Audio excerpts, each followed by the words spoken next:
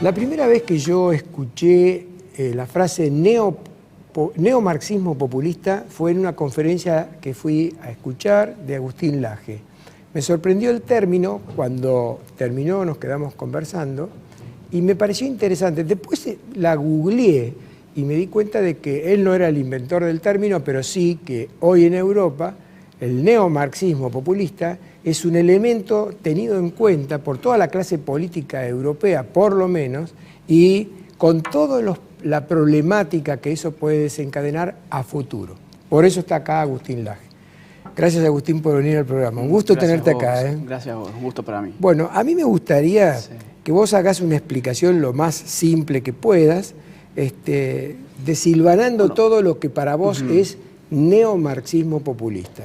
Yo creo que los diagnósticos que se han hecho, por lo menos desde el 2003 hasta la fecha, respecto de la política, han pecado de reduccionistas por pretender abarcar la complejidad de lo que sucedía y sucede con el rótulo populismo. En ese sentido, yo lo que le agregué, si se quiere, fue la dimensión ideológica, que es la del neomarxismo. Porque hay una confusión, entre tanto usamos el término del populismo, consensuado para caracterizar al kirchnerismo por, en definitiva, todo el arco opositor. En cuanto más lo usamos, más de su contenido se pierde, ¿no? Es como que por populismo podemos entender muchas cosas.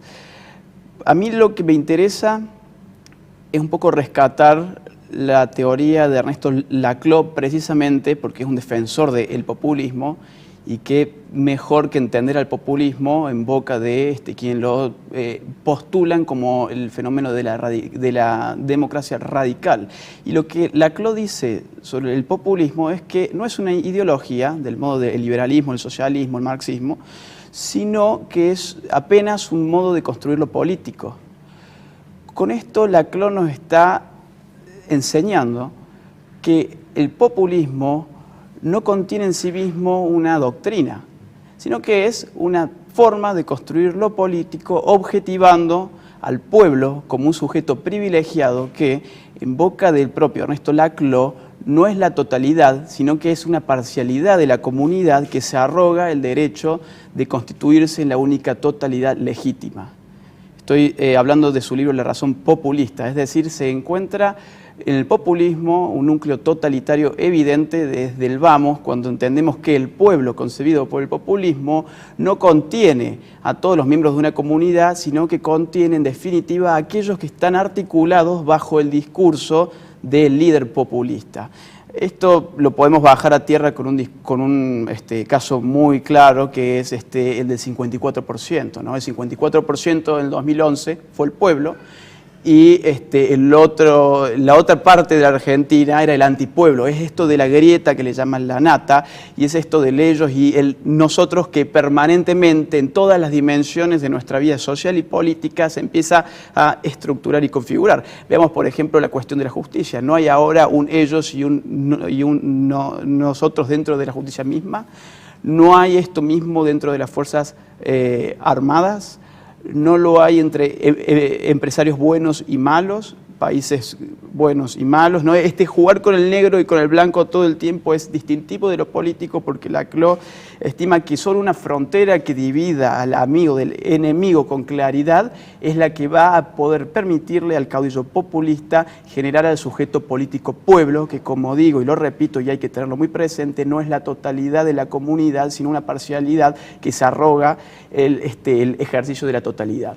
Y esta forma de hacer la política, de construir lo político en términos de Laclau, no tiene que ver tanto con la dimensión ideológica, ¿no? Y ahí es donde agrego el neomarxismo, porque tenemos neopopulismos en Europa que son de otro signo ideológico, distintos de los de Latinoamérica.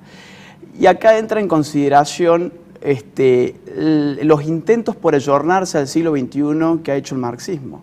El marxismo ha descuartizado, si se quiere, los pilares fundamentales de su complejo teórico-filosófico, ha prescindido actualmente del materialismo dialéctico, ha prescindido de la noción de luchas de clases como forma de comprender los sucesos o los pasos que va dando la historia.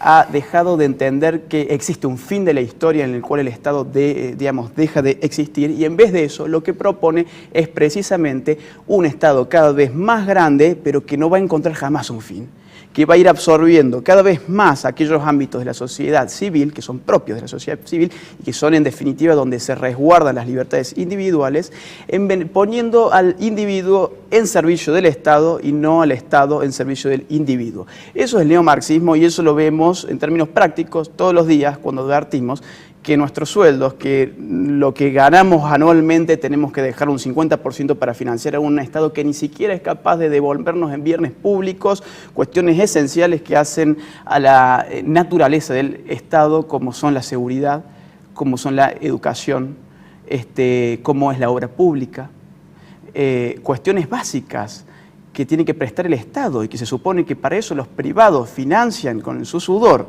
esta maquinaria coercitiva, no los presta porque está encargado de hacer otras cuestiones que tienen que ver, acá vuelvo al marxismo, con el igualitarismo.